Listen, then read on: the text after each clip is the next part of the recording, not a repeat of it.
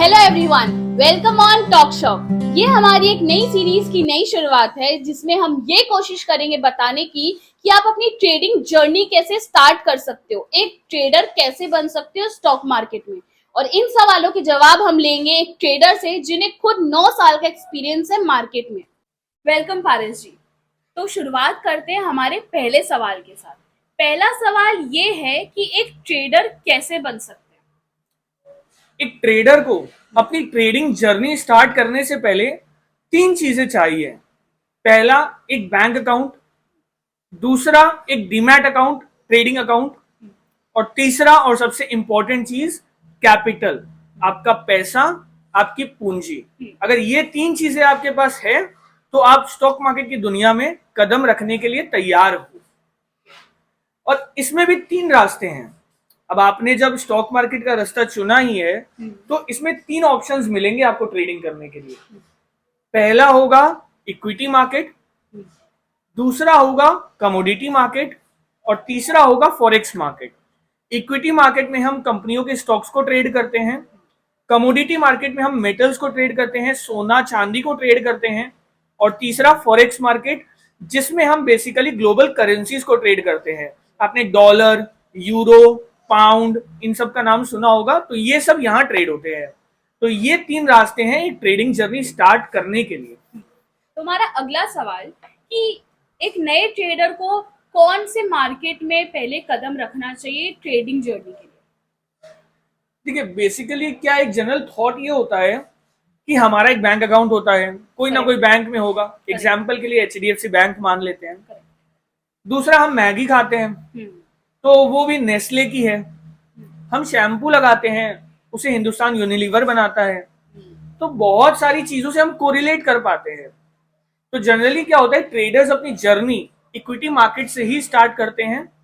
Commodity market में सोना चांदी होता है, जिसे हम बेसिकली प्रेफर करते हैं कि हम उसे फिजिकली ही बाई करें, अपने पास रखें। तो उसमें वो इंटरेस्ट होता है। एक साइकोलॉजी बन गई है कि हमने गोल्ड हमें मतलब फिजिकली लेना है। हाँ, करेक्ट, वो एक साइकोलॉजी है, इंडियन माइंडसेट है।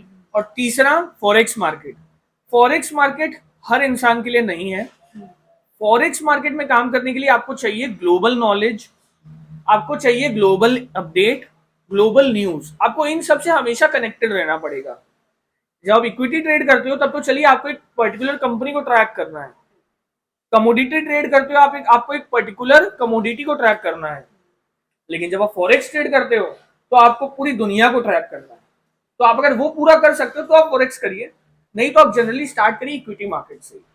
तो हमें इक्विटी ट्रेडिंग स्टार्ट कैसे करनी चाहिए। देखिए, इक्विटी ट्रेडिंग 2 तरीके से हो सकती है। एक होता है इंट्राडे ट्रेडिंग और दूसरा होता है positional trading. Equity intraday trading में हम क्या करते हैं, बाजार खुलता है सुबह 9:15 बजे और बंद होता है शाम को 3:30 बजे। ठीक है, इसके बीच में जब आप कोई स्टॉक खरीदते हो और उसे सेम डे ही बेच देते हो तो उसे कहते हैं इंट्राडे ट्रेडिंग। और दूसरा पोजिशनल ट्रेडिंग, जिसमें सपोज आज आपने कोई स्टॉक लिया, आपने उसे आज नहीं बेचा, कल, 3 दिन बाद, 2 दिन बाद, हफ्ते भर बाद या महीने भर बाद या 1 साल के अंदर कभी भी अगर उसे बेचा तो उसे हम कहते हैं पोजिशनल ट्रेडिंग या स्विंग ट्रेडिंग।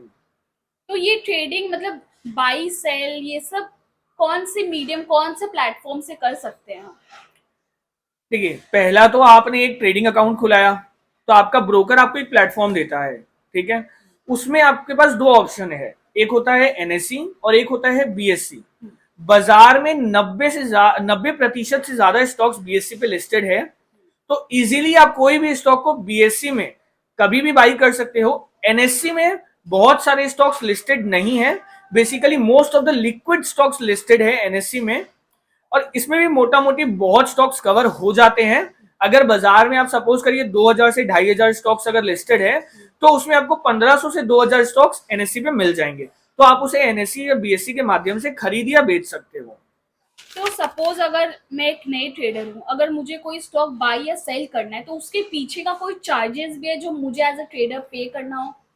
बिल्कुल, अगर हम कोई भी बिजनेस करते हैं या हम कुछ भी अगर करते हैं तो उसके पीछे कोई चार्जेस जरूर होते हैं, उस सर्विस को करने की चार्जेस होते हैं। ठीक है, तो आपने जैसे एक ब्रोकर का प्लेटफॉर्म चूज किया, उसको ब्रोकरेज पे करनी पड़ती है।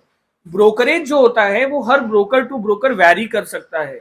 सपोज कोई ब्रोकर ए है, वो आपसे 10 रुपए लेगा पर ऑर्डर के, या कोई ट्रांजेक्शन के हिसाब से चार्जेस ले लेगा। कोई बी है वो 20 रुपए ले सकता है, कोई सी ब्रोकर है वो 40 रुपए ले सकता है। तो ये डिपेंड करता है ब्रोकर टू ब्रोकर। लेकिन कुछ चार्जेस है जो हर ब्रोकर के यहाँ फिक्स है, जैसे कि आपकी स्टैम्प ड्यूटी हुई, जीएसटी हुई, एसटीटी हुई, कोई ट्रांजेक्शन चार्ज हुआ, सेबी चार्ज हुआ, ये सब चार्जेस जो है वो फिक्स है मार्केट में। मतलब सब ब्रोकर के यहाँ ये चार्जेस सेम ही लगने वाले हैं। तो जो चेंजेस होता है वो सिर्फ ब्रोकरेज होता है। तो इंट्राडे ट्रेडिंग में मेरी एक सवाल है कि सपोज मैंने आज कोई स्टॉक खरीदा 100 रुपए पर और वो 110 रुपए हो गया, तो वो क्या 110 रुपए में जो 10 रुपया मेरा गेन हुआ है वो मेरा क्या पूरा प्रॉफिट हो गया है? मतलब एज इंडिविजुअल मेरे को क्या वो 10 रुपया पूरे मेरे हुए, या मुझे उसमें भी कुछ चार्जेस देने पड़ेंगे, या उसके पीछे का कुछ डिडक्शन है? बिल्कुल डिडक्शन है। सपोज आपने कोई स्टॉक अगर 100 रुपए पे लिया और सेम डे आपने उसे ही 110 में बेच दिया, तो आपको कितना रुपए का प्रॉफिट हुआ? टोटल 10 रुपए का। इसमें आपका ब्रोकरेज कटेगा, इसमें आपका जो चार्जेस है, जो रेगुलेटरी चार्जेस है जो मैंने आपको अभी बताए, एसटीटी, सेबी चार्ज या स्टैम्प ड्यूटी, जीएसटी, ये सब कटने के बाद आपके पास जो बचेगा वो होगा आपका नेट प्रॉफिट। उसे आप नेक्स्ट डे विड्रॉल कर सकते हो या अपने घर लेके जा सकते हो। तो as a trader intraday trading करनी चाहिए या पोजिशनल ट्रेडिंग करनी चाहिए एक नए ट्रेडर को? देखिए, बेसिकली स्टॉक मार्केट में जो भी एक नया ट्रेडर मार्केट में घुस रहा है वो इसी माइंडसेट से घुसता है कि मैं इंट्राडे ट्रेडिंग करूंगा, सुबह लूंगा और शाम को बेचूंगा और प्रॉफिट घर लेके जाऊंगा। बहुत लोग तो ये भी सोच से घुस सकते हैं कि जो भी नुकसान या लाभ होगा वो मैं सेम डे ही काट के निकल जाऊंगा। नुकसान होगा तो क्या होगा, थोड़ा ही तो नुकसान होगा, कोई बात नहीं है, मैं सेम डे काटूंगा और निकल जाऊंगा। लेकिन ये गलत माइंडसेट है। इंट्राडे ट्रेडिंग सबसे मुश्किल ट्रेडिंग है। दूसरा, इंट्राडे ट्रेडिंग करने के लिए आपको सबसे ज्यादा स्किल और एक्सपीरियंस का रिक्वायरमेंट है। आपके पास अगर स्किल नहीं है और एक्सपीरियंस नहीं है तो इंट्राडे ट्रेडिंग में आप सिर्फ पैसा नुकसान करने वाले हो, आप कभी भी पैसा नहीं कमाओगे। आप जब इस मार्केट को अपना समय दोगे तो ही आप इंट्राडे ट्रेडिंग में आप आगे कुछ सालों के बाद जाके आप ट्राई करने की सोच सकते हो। मतलब पोजिशनल ट्रेडिंग कर सकते हैं अगर मेरे को करना है स्टार्ट तो? बेसिकली हाँ, अगर आपने सिलेक्ट किया है मार्केट को एज अ करियर या आप ट्रेडिंग सीखना भी चाहते हो तो आपको पोजिशनल ट्रेडिंग का ही रास्ता चूज करना चाहिए। क्योंकि जब आप पोजिशनली कोई स्टॉक को लेते हो तो आप उसका क्या करते हो, मूवमेंट को ट्रैक करते हो, और मूवमेंट को जब आप ट्रैक करते हो तो आपको नॉलेज गेन होता है कि मार्केट चलता कैसे है, कौन सा स्टॉक कितने न्यूज पे कितना इम्पैक्ट करता है। ये हमें तभी समझ में आता है जब हम उस स्टॉक को कुछ दिन होल्ड करके रखते हैं, तब हमें पता चलता है कि मार्केट चलता कैसे है। तो मैंने बहुतों से सुना है ये कि इंट्राडे ट्रेडिंग में उनको लगता है कि मैंने आज पैसा डाला है और मुझे आज का आज प्रॉफिट मिल जाएगा, एक गैम्बलिंग माइंडसेट है। तो ऐसा क्यों है? देखिए, मैं एक चीज मानता हूं कि दुनिया में कोई भी चीज अगर आप बिना नॉलेज के करते हो तो वो गैम्बलिंग ही है।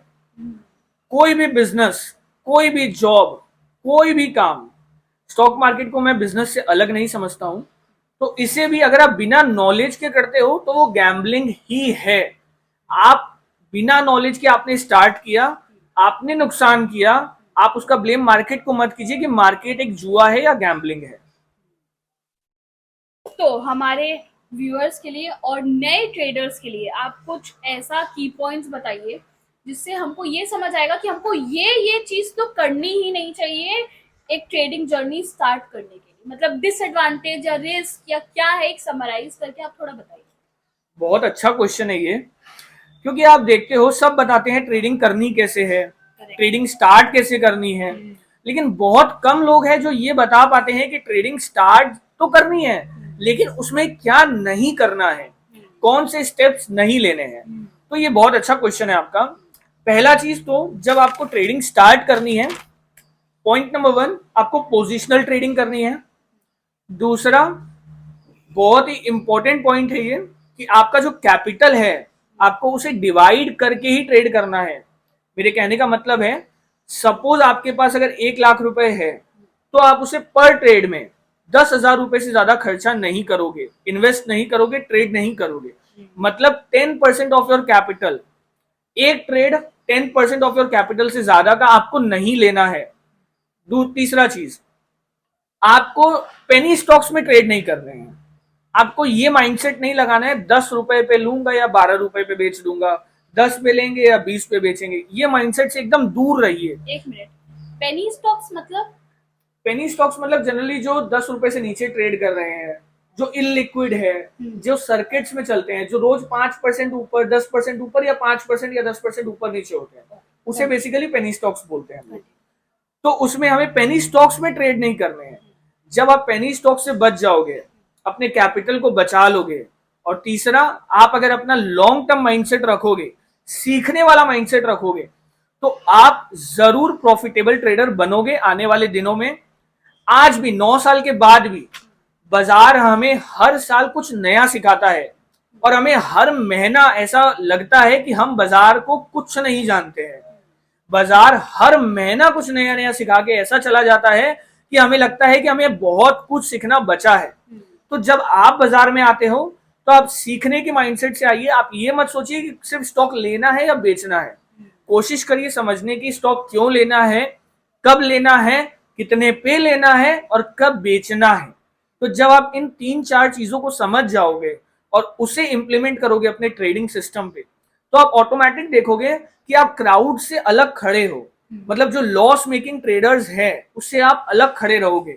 आप कम कमाइए, शुरू के 2 साल 4 साल हो सकता है आप ब्रेक इवन पे रहो। अगर आपने शुरू के 4-5 साल ब्रेक इवन पे भी निकाल दिए, मतलब 5 साल आपने मार्केट को पूरा समय दिया और आपने फिर भी कोई लॉस नहीं किया, तो आपके लिए वो सबसे बड़ी जीत है। आपने कुछ ऐसा सीख लिया है 5 सालों में जो आपको अगले 50 साल तक इतने रुपए देगा, इतनी कमाई देगा, इतना प्रॉफिट देगा कि आपको कोई भी अदर फॉर्म ऑफ बिजनेस नहीं दे पाएगा। तो इसे समय दीजिए अपना। Thank you Paras ji.